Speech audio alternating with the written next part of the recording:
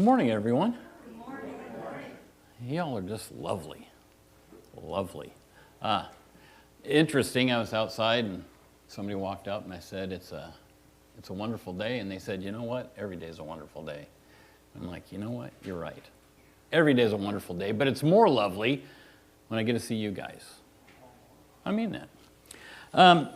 We are continuing our pursuit through the Gospel of Matthew. And we got one coming up here, a miracle. It's probably one of my all-time favorites. Whoa. And we'll get into that. But I guess before we get started, let's pray. Father, we're just grateful for the nation we have. Lord, that we celebrated the liberty yesterday from tyrannical governments. Lord, that gave us the freedom to worship you freely, and we exercise that today, and I pray that you would be in our midst, Lord, as we open your word, that we would understand the message you have for us today. We just ask this in Jesus' name, amen. So, we're in Matthew chapter 17, and we're going to start at verse 22.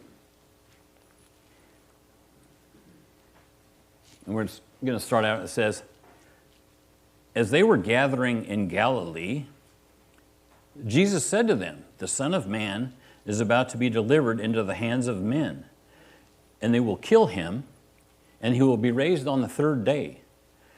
And they were greatly distressed. And a couple of times ago, we looked at, Jesus started mentioning that he was going to be taken, and that he was going to be killed, and that he was going to be raised on the third day. And we looked at the fact that from that point on, he's going to mention that pretty regularly. And you would think, right, I would think, that as Jesus mentions this, if you're an apostle, a disciple, one of the followers, you'd be like, what's that all about? Well, it's funny to me. We're going to look at Luke chapter 24, verses 6 and 8. And so this is in the Gospel of Luke, and this is after the resurrection. And so the reason we're going to bring this up is so we can kind of get a feel for what's going through their minds in the current place they are in Matthew. Okay, it says, this is after the resurrection. It says, he is not here, but he is risen. Remember how he told you while he was still in Galilee, that the Son of Man must be delivered into the hands of sinful men and be crucified, and on the third day rise. And here it is. And they remembered his words, right? So what happens is when they're in Galilee, which is where we're at now in our study, right? That, yeah, they heard all this stuff. They heard it, but it wasn't sinking in. It wasn't until after the resurrection, they all of a sudden are like, oh, I get it now. Right? Oh, now it makes sense. And that's generally how it is for me. I have pretty good 20/20 hindsight vision. Right? It's like, oh, that's what you meant. Got it. And so that's what's happening to the apostles, right? As they see this, yeah, they're distressed. And I think sometimes when you hear foreboding news, you just kind of block it, kind of filter it, like, I'm not sure what that means. It's like if you ever take a test, right? Some of those complex problems are just skim over that, right? It's not clicking. And so this wasn't clicking, so it's like they skimmed over it. Okay, so next, here it is. This is perhaps one of my all-time favorite miracles. Because, so they're in Capernaum. You got right over there on the beach, a little bit lower. Low. There it is, Capernaum. Okay, so I love this, right? Because it involves fishing and coin collecting, right? Two things I personally love, okay? And it's a miracle. So, wow, it's the trifecta in my world. And so we're just going to read through this whole story, and then we'll break it down. So in verse 24 of chapter 17, it says, when they came to Capernaum, and you saw where that's at, right on the beach, and this is the home base for Peter and Jesus for sure. We know that for sure. And it says, when they came to Capernaum, the collectors of the 2 drachma tax went up to Peter and said, "Does your teacher not pay the tax?" And he said, right, it's Peter, so you know there's going to be an answer, right? There's not going to be like, why don't you ask him? No, he chimes in and he says, well, yes. And when he came into the house, Jesus spoke to him first, saying, you got to love this, right?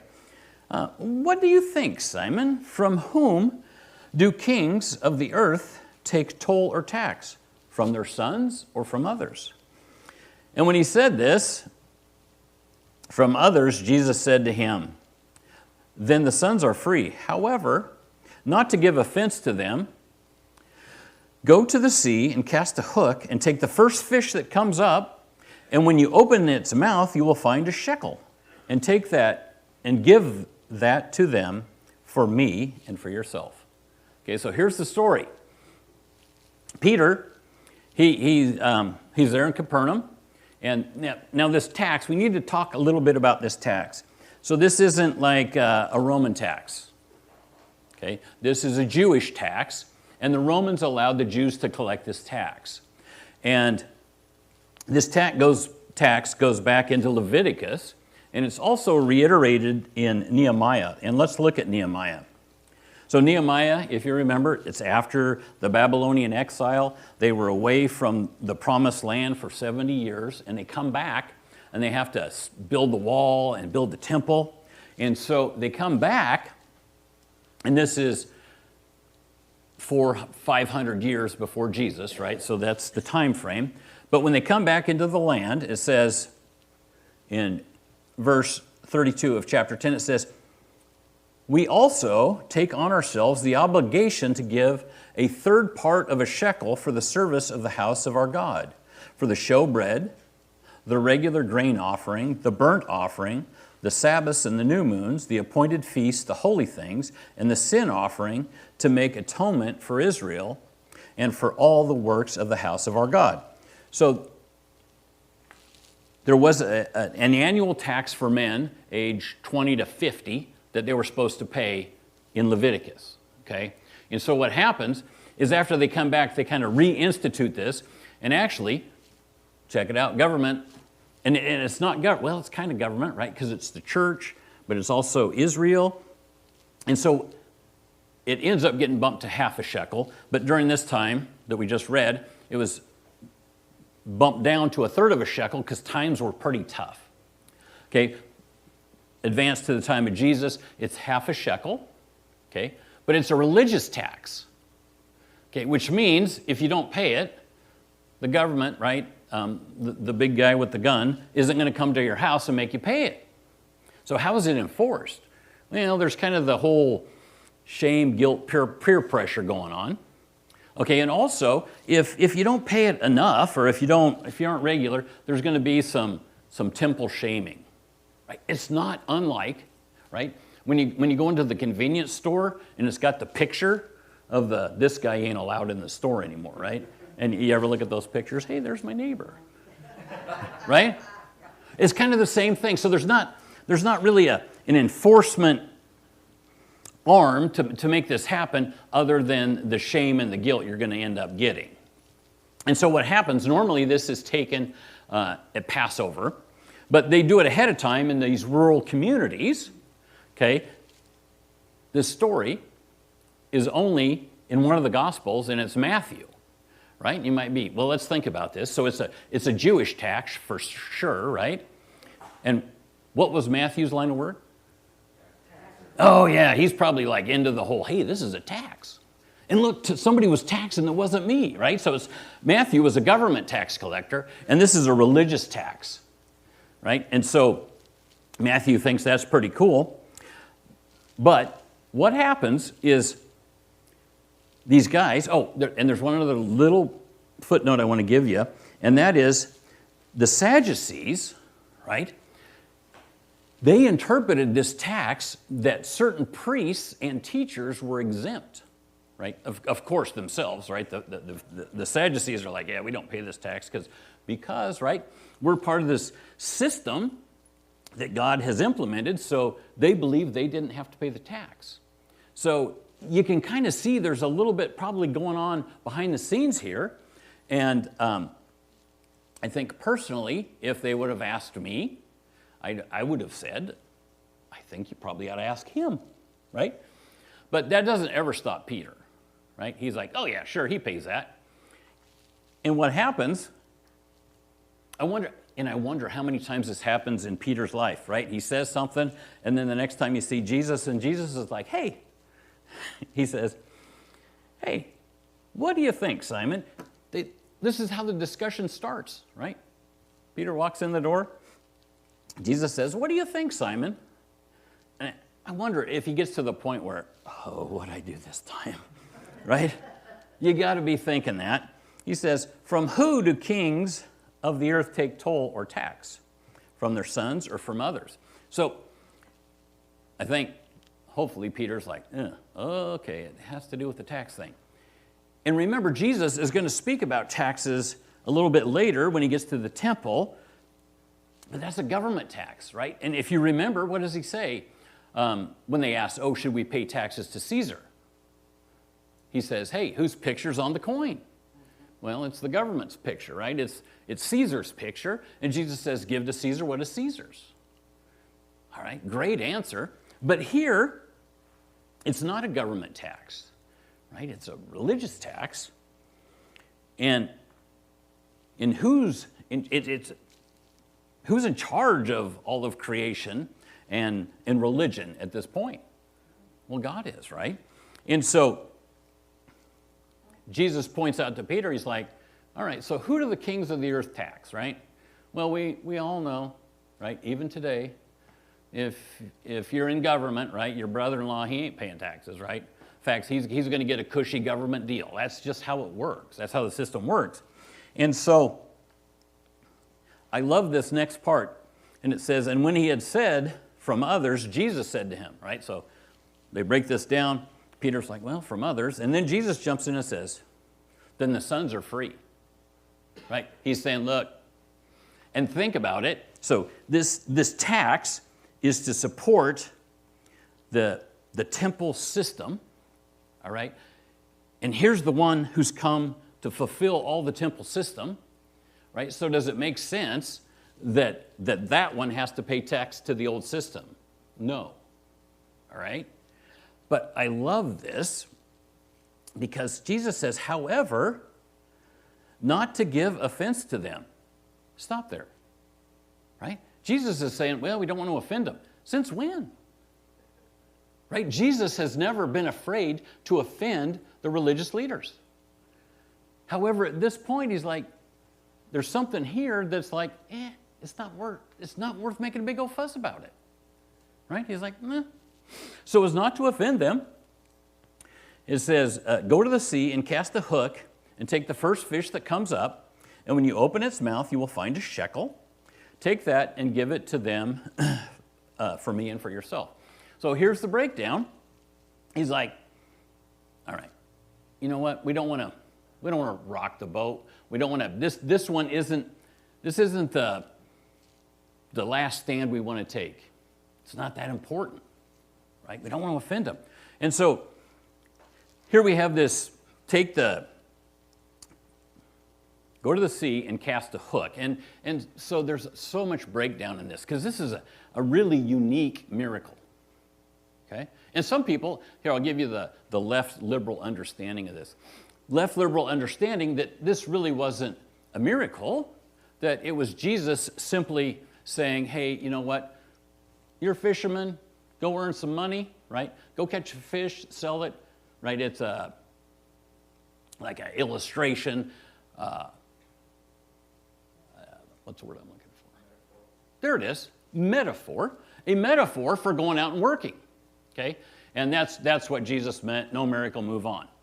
Okay, personally, I don't believe that because here it is.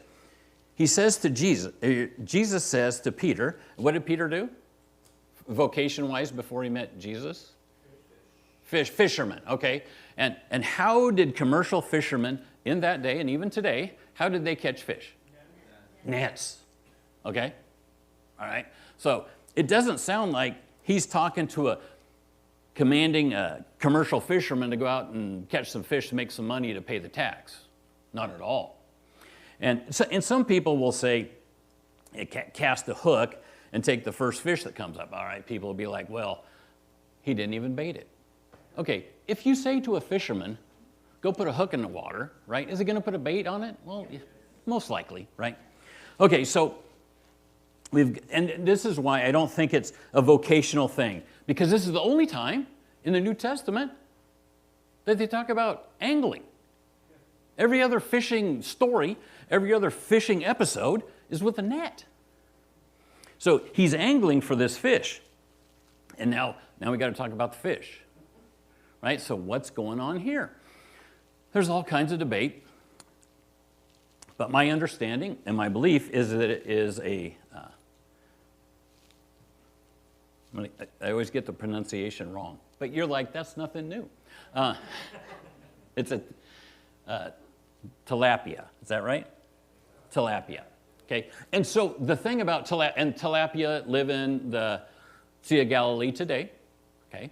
And the thing about tilapia is they are mouth brooders. You know what that is?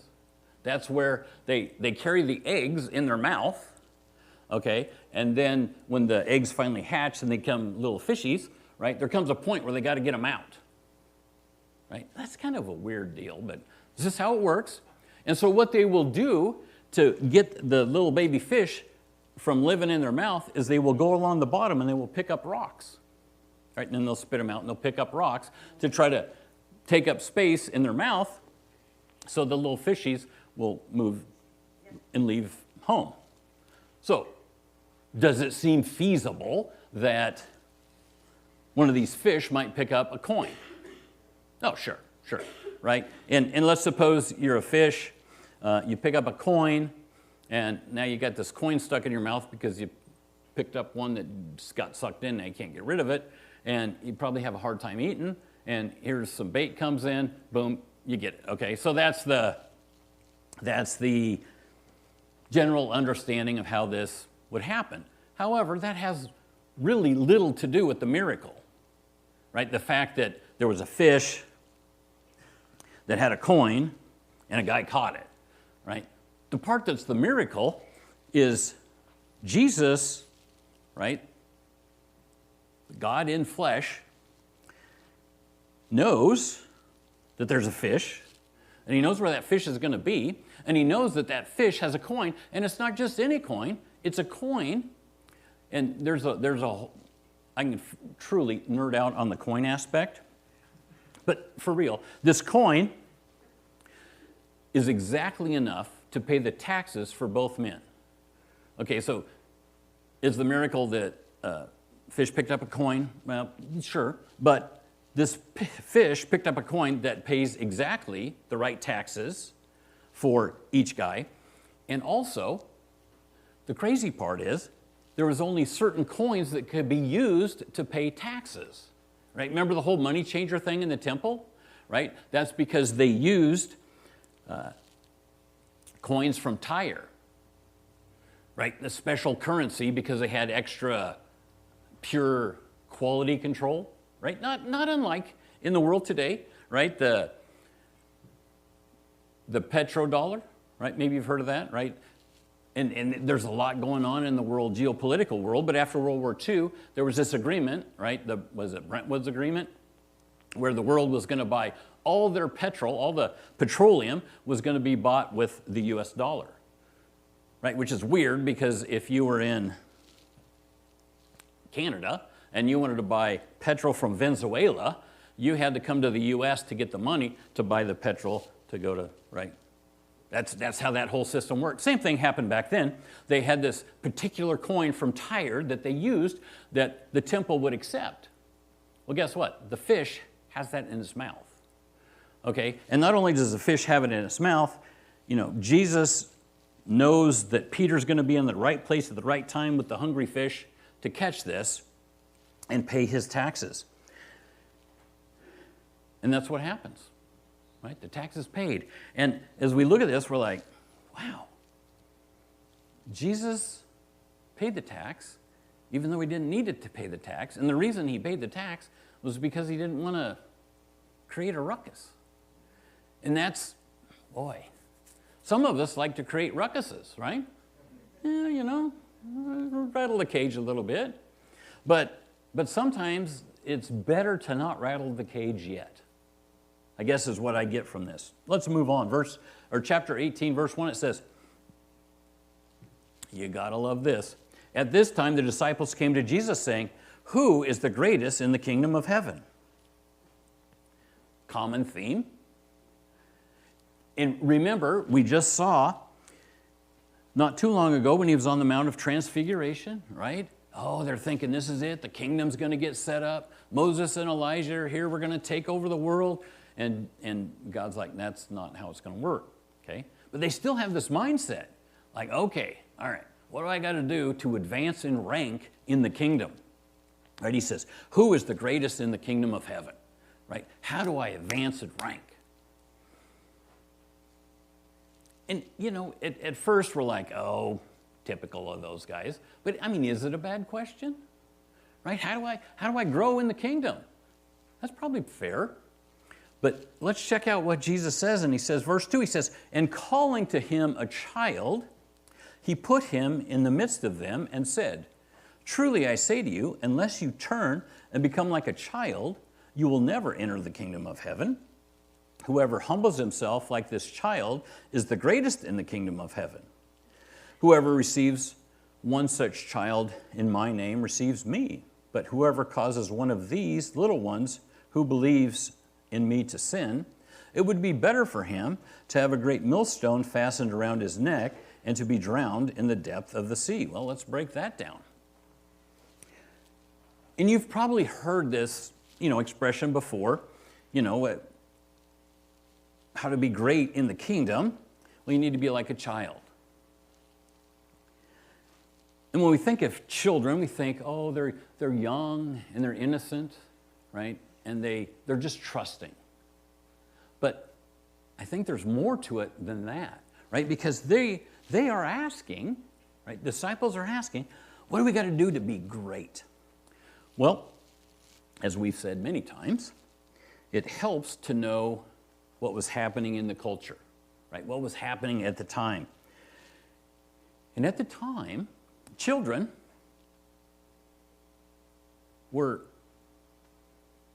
had no rights. In fact, the word they use for child is the same word they use for servant, right? Servant has no right. And children were, in many ways, just like property. And not only were they considered property, children at the time, right, infant mortality rates. All right, okay, and I realize we have pregnant mothers here, but the good news is, right, the good news is we live in a country where medicine has abounded, right, where Christianity, I believe, has made a significant impact in healthcare around the world, right? Because it's Christians that have cared, and so many hospitals are because of Christianity. But back then, in this time, infant mortality was 30 to 50%, right? And not only that, there's some estimates that children, right, 50% of children didn't make it to the age of 10. And so what that did, and in this mindset, because, children, weren't valuable to society. Certainly, right, you're a parent, you love your kids, absolutely. But society looked at kids like they really weren't complete people until they got old enough to be productive, right? You don't want to get too attached to them because there's a 50-50 chance they're going to die before they get to 10. Okay? And what Jesus is saying is that, let's think of it like this. Now, Jesus says you need to be like a child. Okay, so if you want to be great, you have to have no rights. You have to voluntarily say, I've got no rights. I'm willing to be looked down upon, right? I'm willing to be of no reputation. And Jesus is saying, that's the key. You got to be willing to step into the position where people look at you and like, no, he's nobody. Right? He's nobody. He's not important, right? They're looking at how to be great, and Jesus says to be great, you got to be willing to strip yourself from the reputation of wanting to be great. He says, whoever humbles himself like this child is the greatest in the kingdom of heaven. So you might be saying, well, okay, so if we humble ourselves and we don't have a reputation, we don't have this desire to gain great power and respect, maybe people will take advantage of us, right? Especially if you got a whole group, right? Say we got a whole group, like our little fellowship here, and we're all humble, right? We don't have high aspirations. What if somebody jumps in and says, oh, I can take over? Well, Jesus says in verse 5, he says, whoever receives one such child of my name receives me, right? So if we're all in that kind of community, loving each other, we're humble, receives Jesus. He says, but whoever causes one of these little ones who believe in me to sin, it would be better for him to have a great millstone fastened around his neck and drowned into the depths of the sea. So Jesus is saying, yeah, don't be taking advantage of your brothers and sisters because they're meek and lowly.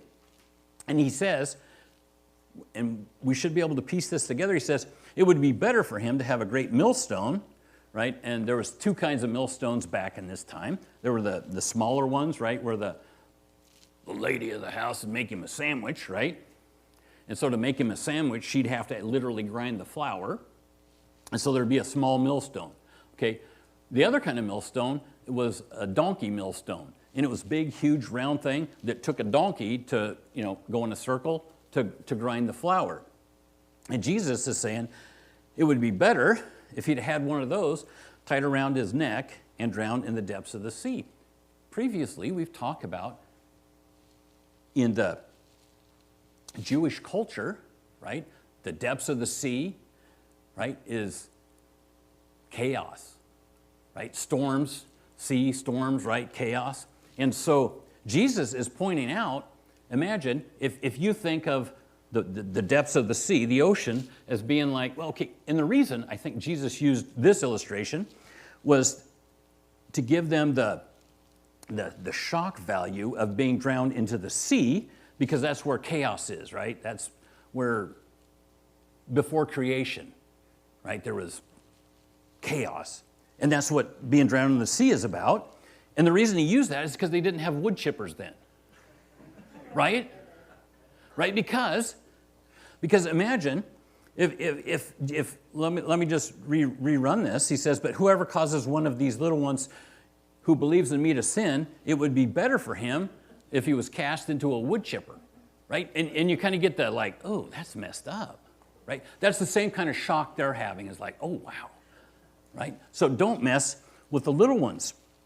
Now, as we go through this next segment, we tend to break it up that it's, because it's the next segment, and there might be a header in your Bible that says temptation to sin, okay?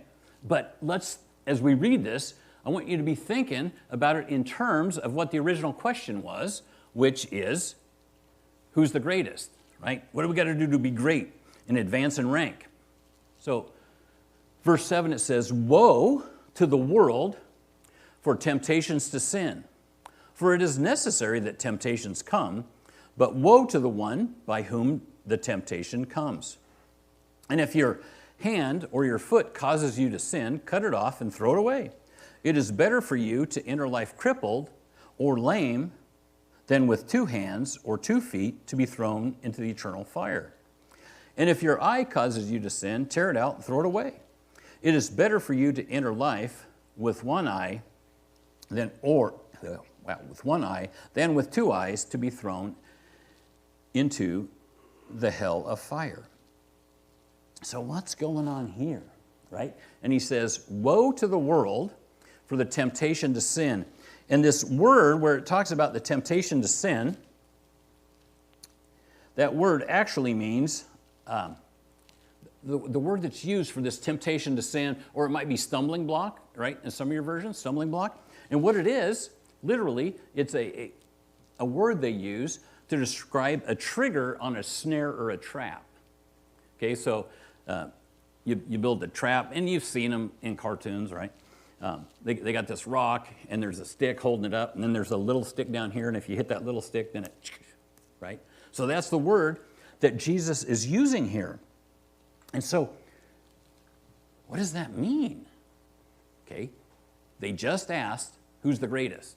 Okay, and Jesus is saying, be careful. The woe here, there's a couple of ways to use woe. One of them is if you're speaking forth destruction on a city, you might say, woe the Dalles, you have been awful and horrible and destruction is coming. Or you might be like, whoa, my life is toast, right? My dog died, my pickup truck broke down, right? Like a country western song, right? That kind of woe. And that's what he's talking about here, is the woe where your life just is like, oh, whoa. And he says that you want to be that way because if you think about advancing, being the greatest, that's the snare, that's the trap, right? Don't fall into that trap of wanting to become great in the kingdom, because in becoming great, you don't become great, right? In fact, it becomes a trap. He says, for it is necessary. Probably necessary isn't the best interpretation there, but it says, for it is necessary that temptations come. And probably better way to understand that is that it's inevitable, right? In the world we live in, there's going to be temptations to be great, right? Oh, grow your empire, grow your kingdom. But he says, and when we look at these next, which I believe are hyperbole, right? Prophetic hyperbole, where Jesus says, if your foot causes you to sin, cut it off, throw it away. And if your right hand causes you to sin, cut it off and throw it away. Okay, is Jesus really commanding that? Well, probably not, because if your right hand causes you to sin and you throw it away, guess what? You still got the left hand, right? I mean, and so what he's getting at is this desire that they have for ambition and greatness, right? That's what they need to be looking at and dealing with dramatically, right? Certainly the illustration to cut your hand off, right? I mean, that's not far off the wood chipper illustration, right? Right? But it's dramatic, right? If your eye causes you to sin, well, gouge it out. Well, is that really going to fix the problem if you gouge your eye out? No, because you can still sin in your mind. But the point is that Jesus is getting at is that you need to be actively seeking and trying to correct the sin within your own life, right? What happens is we like to use verses like this, when your spouse is doing something wrong. Right? Honey, you ought to be thinking about what Jesus said. When really it's not to be used that way at all. And specifically, it's being used to talk about our own ambition and desire to become great. Little footnote when it says, and maybe you guys have heard this, the 2 feet thrown into eternal fire, right? And the word there he uses is Gehenna. Is that ringing a bell for any of you? So Gehenna was this area outside of Jerusalem, and at this time, it had a bunch of garbage, right? And they were constantly burning it, right? The garbage and all kinds of nastiness. And that was happening in Jerusalem at this time, at this valley of Gehenna. Interesting thing to note, right? And some of your liberal theologians will say, see, there really is no hell, because when Jesus talked about hell, he used the word Gehenna. So it's just a valley outside of Jerusalem. But it's an illustration, right? It's talking about, it's a physical thing that they can see and they can relate to, because also in the Old Testament, there was a shrine to Moloch, right? Moloch, that should be ringing a bell. Moloch was this deity that they would offer and burn their children and sacrifice to. And so there was a lot of this area. This is how it became a garbage dump, is because there was pagan worship King Josiah was instrumental in clearing out this pagan worship in this valley. And so it was a pagan worship center that ended up just becoming a dump because nobody wanted to go there. So there's these dark spiritual overtones of this place, and then it becomes garbage and it stinks and it smells. Oh yeah, that actually is a pretty good illustration of what hell's like, right? And so that's what's going on here. And so he's saying, you know what, it's better if you all cut that off than end up in that dark, horrible place. All right, so we saw there that this temptation to sin is a temptation about greatness, right? In this next one, the parable of the lost sheep, verse 10, he says, "See that you did not despise one of these little ones," right? Then be thinking about little ones, what that all entails. He says, "For I tell you that in heaven their angels always see the face of my Father who is in heaven. What do you think? If a man has 100 sheep and one of them has gone astray, does he not leave the 99 on the mountain and go in search of the one that went astray? And if he finds it, truly I say to you, he rejoices over it more than the 99 that never went astray. So it is not the will of my Father who is in heaven that one of these little ones should perish." Okay, so once again, let's read this and be thinking about what the question is. The question is, who is great?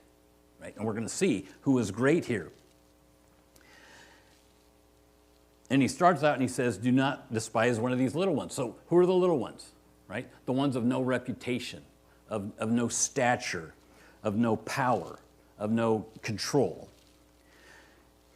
And he says, "For I tell you that in heaven their angels always see the face of my Father who is in heaven." Now, a lot of people will be like, whoa, what? Their angel? Right? You got to be going, that's kind of weird. Right? Certainly it is. And there's certainly evidence in Scripture, right, that talks about these angels that surround people, right? Back in Daniel, you prophecy buffs, right, know about the angels that were over given geographic areas, right? And we know when Peter was sprung out of prison by the angel, and he went to the house and Rhoda answered the door, and she thought it was his angel. Okay, so there's something about angels and people, okay, and some people like leave it there. Oh, wow, this clearly, and this is where we get the expression guardian angel, right? Oh, children have guardian angels. And we think that there's a big angel that walks around and follows you. And I guess as a child, right, me and my two brothers, they were doing overtime.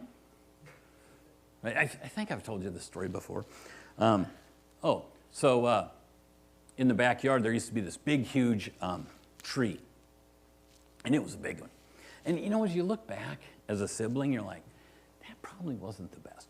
But we had this big tree, and it was right across the street from you, okay? And so this big tree.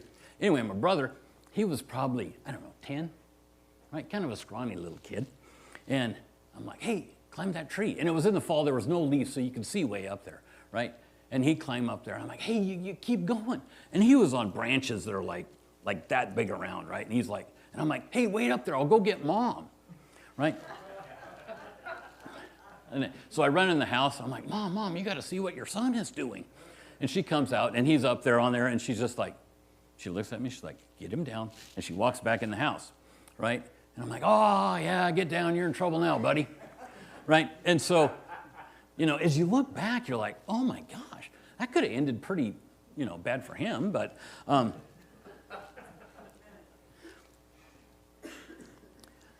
the point of that is that, if there was guardian angels, I think they were probably working overtime on that one, right? Because it was pretty crazy.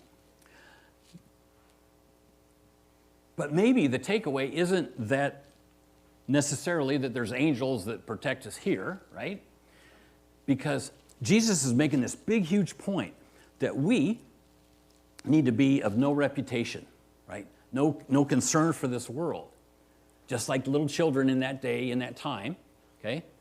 But check out what for me, what the main point of this is that they have representation, right? These individuals that have no value here, they have representation directly in front of God, right? And so that's got to be sobering for you and for me, right? Because if we try to take advantage of our neighbor, right? Think about that. You take advantage, oh, my neighbor ain't too sharp, right? My neighbor ain't too sharp, I'm going to get him on this. And what happens is, okay, so maybe your neighbor ain't too sharp. But guess what? Your neighbor apparently has representation before God. That's what he's saying here. He says, their angels always see the face of my Father who is in heaven. That's the big takeaway. Right? If you're trying to take advantage of somebody, doing a shystery deal, you sure want to be doing that. And then he says, what do you think? Now let's think about this. This is actually the second time Jesus uses the parable about the sheep. Okay, the other time is in Luke, and it's actually a little bit different twist on the same story. So in that one, it was about a sheep that wasn't part of the flock. Okay, in this one, we've got this flock of 100, and he says, what do you think if a man has 100 sheep, and one of them has gone astray, does he not leave the 99 on the mountain and go in search of the one that went astray? So let's think about this for a minute, because you got a shepherd, right? So this culture, a flock of 100 is pretty big, right? That's probably not just one person's flock. It's probably the village or maybe an extended family. They've got this big flock of sheep, okay? And typically there wouldn't be just one shepherd with a flock that big. Right, there'd be a couple. So when the shepherd leaves, it's not like because you read that, you feel like, man, that's kind of weird, just willy-nilly leave. But most likely he doesn't. Right? There's probably a co-shepherd or a hired hand. And they also had rock paddocks, right? Might have put them in there to keep the sheep safe. And he goes after the one. So here I'm going to do some math. Ready? So 1 out of 100 is 1%, right? So in business, right, 1% loss, right, it happens. 1% loss happens. We can manage that, right? That's a recoverable loss. But if you want to be great in the kingdom, right, that was what the question was. Now Jesus says, okay, you want to be great? You want to be a great shepherd, right? If somebody leaves the flock, you don't say, well, 1% loss, we can live with that. He says, no, you need to go after the one that's gone astray. Verse 13, check this out. It says, and if he finds it, right? It's not a guarantee, right? You read that, you're like, it doesn't say when he finds it, it says if he finds it. And so what happens, and this is a sad story about lost sheep, but sheep wanders off. It eventually gets to a point where it's like, oh, I'm lost. And what's it going to start doing? Right? It's going to keep doing that until one of two things happens.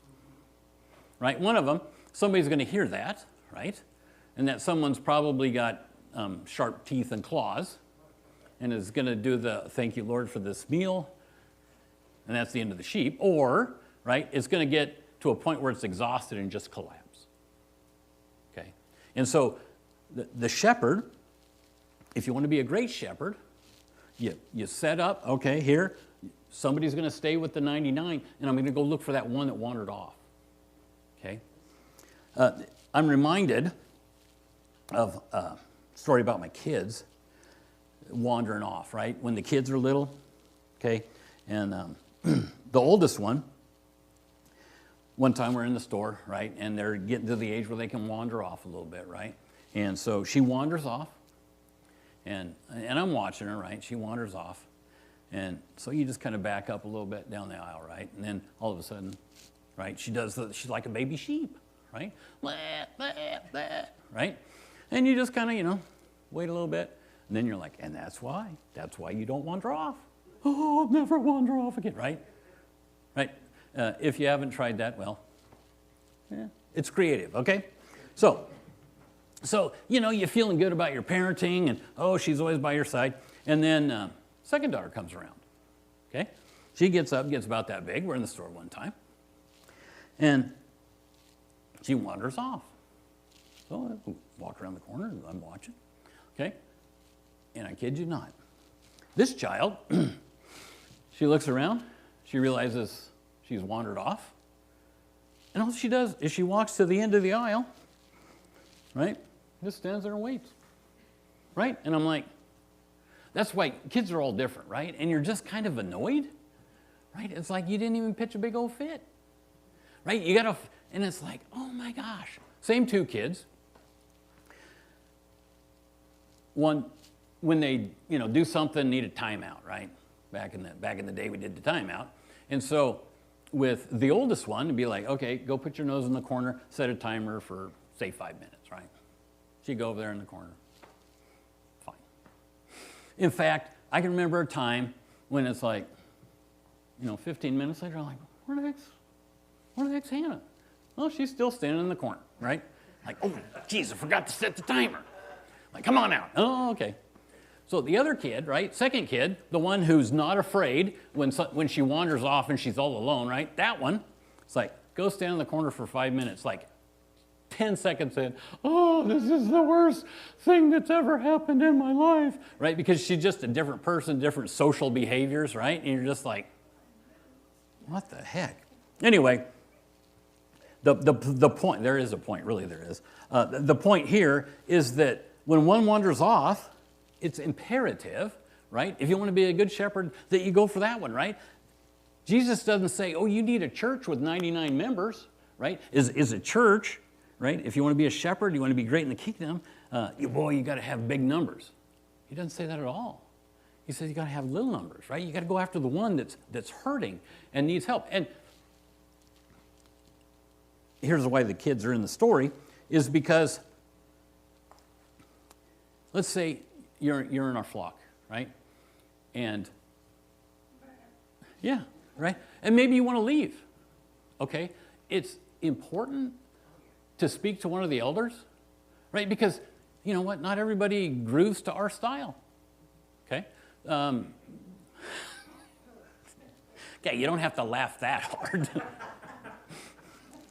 Right. The point is, for sure, and in fact, right, I think most everybody knows I have adult children that live in this town. And you might say, wait, you have adult children that live in this town and they don't come to your church? No, they don't. But they go to church. And they don't just go to church, they're actively involved in their church. And, okay, if you had to live with this all the time, you might be like, I need to go somewhere else too, right? Which is fine, right? You can go somewhere else, but let somebody know, right? Let somebody know. Yeah. And maybe, right, there's somebody you know, right, that's wandered off. Right? You want to go after them. And there have been people that have moved on from our fellowship. And they came and they told somebody, hey, I'm leaving, here's the deal, no hard feelings. And you know what, even if you leave with hard feelings, we'll try to make it so it's not hard feelings. Don't want anybody to leave with hard feelings, but it's imperative that we as a flock, right, we're looking after one another, right? We're looking for those that are lowly and sometimes they get hurt and they, kind of wander off. No, we need to be part of a community, of a flock that takes care of one another. And it says, so it will be, so it is not the will of my Father who is in heaven that one of these little ones should not perish. So the point is, you want to be great, you need to be lowly, and you need to be supportive of your fellow lowliness, right? You guys can start passing out. So next week, we'll continue trudging along. We don't get any more fish coin miracles, but it's pretty exciting.